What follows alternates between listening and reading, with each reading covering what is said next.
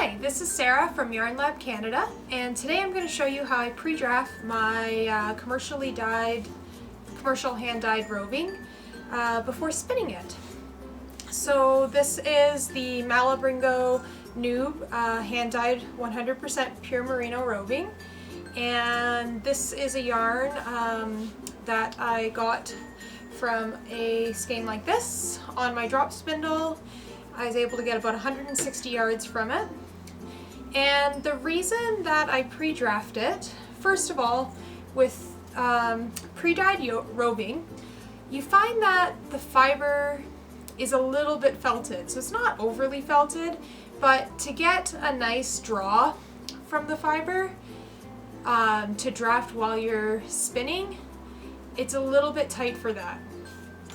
The second reason is that you get shorter stripes if you pre-draft the roving, and I'll show you what I mean by that. So I'm just going to open up this new skein of roving.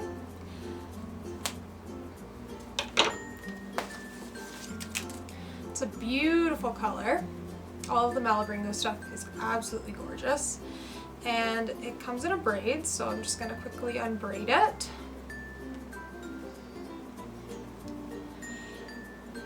So if you would, we're going to go at this and try and spin directly from the roving.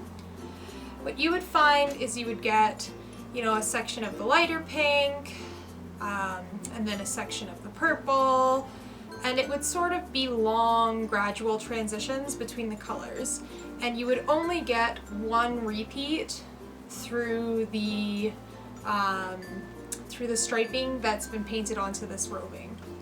But if we pre-draft it, then we get multiple repeats so that the color stripes quicker and is more consistent over the whole length of the yarn.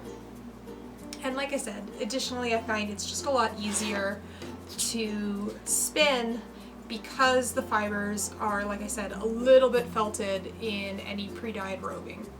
So the way that I pre-draft it is sometimes you'll find splits that are going to happen sort of naturally like that.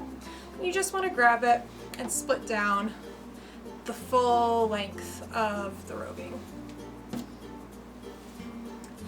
You'll also find that the inside now is a little bit more white, where the dye hasn't penetrated all the way in. Not throughout, just in some places, the dye hasn't penetrated all the way into the center of the roving. So if we hadn't pre-draft this, we would get a long section of this lighter color, and hopefully by pre-drafting it, we should only get smaller sections. If you were particularly concerned about the lighter colors in this roving, just these couple of spots, you could potentially pull these out and blend them on cards or combs to get the white blended more throughout. But it's the nice thing about hand dyed is that the inconsistencies sometimes add to the beauty of the overall product. So like I said, I'm just at that natural split, pulling it all the way apart. Set the bigger one aside and come to the smaller one.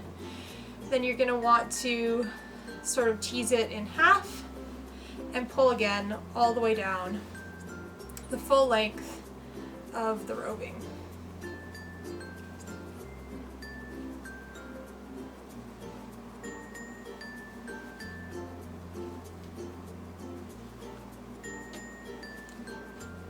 Now, depending on the size of the single that you want to spin, you might want to leave it here and spin something really bulky. Just by splitting it that couple of times already, you might be able to get the fibers to draft while spinning a little bit easier, but it is still kind of tight. So I'm just going to keep on splitting it because I'll be spinning on my wheel this time rather than on my drop spindle, but I'd like to spin this quite fine so that I can ply it up. And just take this section and split it off. Sometimes you might get it not making the full length of the way down the roving, and that's fine. Once it gets to about this thinness where I can draft very gently and I can tug very gently and it drafts nice and easy, then that's probably thin enough for me. And just so that it doesn't tangle, just wrap it around my hand and set it aside and call it done. Go back to this piece here. Like I said, sometimes you can see natural splits in the roving. that's a great place to just grab it and tease it apart.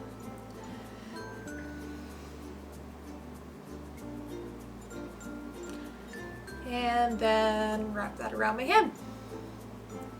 So you can go ahead and do this for the full length of your roving, splitting it down into sections about that small so that the fibers are nice and loose and will draft nicely as you're spinning.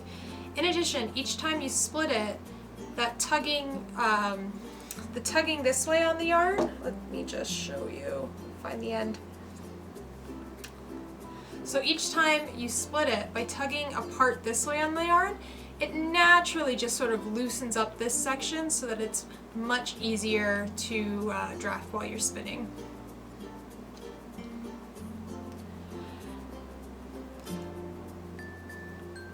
Just wrap that up.